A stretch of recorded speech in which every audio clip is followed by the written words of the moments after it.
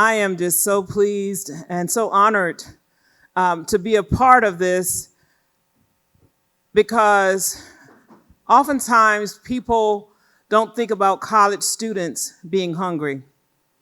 As a matter of fact, a lot of people in this country see college students thinking that they have a life of luxury, which they really don't. Our students at Medgar Evers College in Brooklyn, New York, birthed out of the central Brooklyn community with social justice in its DNA, named for Medgar Evers, who gave his life for the rights of people to vote in Mississippi. Truly a man of social justice who cared about all people. And the students at Medgar Evers College, which is a part of the City University of New York, in New York City, have a median family income below $19,000 a year. Consequently, a number of our students are food insecure. And so when I met, I think it was the week before last, with the representatives of the World Food Movement, it really moved me because of the work that is being done. And when I shared my story of knowing what it's like to be in school at an Ivy League institution and being hungry, that is when I was invited to share my story. Because you see, I was a student at Harvard University, and my funding had been removed when I returned that fall. I had very little money. I had driven up from Virginia, where I am a native of. And I had less than $5 to last me trying to get food. I had not been in that situation before, because at home, neighbors always were going to make sure that we would eat. But I knew no one except some of the students that I had met in class. And so I remember going to a restaurant, looking in the window and envying the people in there who were eating. And I had to decide if I wanted to eat for one day or to have enough that I could have something for a few days.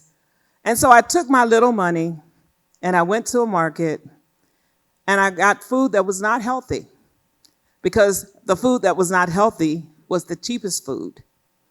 And by Thursday, I was so hungry. I just didn't know what I was going to do. And there was another student that I had met from Georgia. And I called and I said, "Do you have any food?" And he said, "Sure, come on over. The little that I have, I will share." And so when we were having the conversation on campus the week before last, I was reminded of that story, and I hadn't thought of it in years, and I've never told the story publicly. But this is such an important mission that the World Food Movement has, that I hope that it will be embraced by all, because, as was said more than once tonight, no child, and I'll say no person, deserves to have to go hungry. And I thank you for the honor of having the opportunity to just share with you tonight. And before I sit down, I want to say something about a person who I met when I first came to Medgar Evers College in 2021. Someone who really cared about the students and cared about the community, knowing that during the pandemic, people were having a really hard time in our community. And so Dr. Walik Boone, that I met on my first visit to the campus while the pandemic was still raging, was giving of himself tirelessly but with joy, to make sure that our students, even though they were not on campus, would at least be able to have some food that they could cook and that they could eat and have some nourishment. And so I want to, in standing here, being honored tonight myself, honor him for the work that he has done. And I want you all to give Dr. Walik Boone a hand. He's here tonight. I want you all to give him a hand.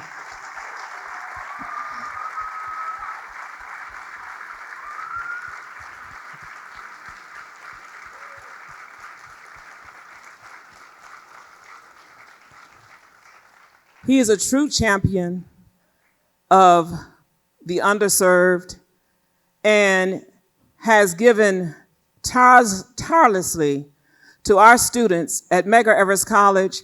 But not only that, he realized the need for our community and has extended the opportunity to the community around our college to be able to get food from our pantry.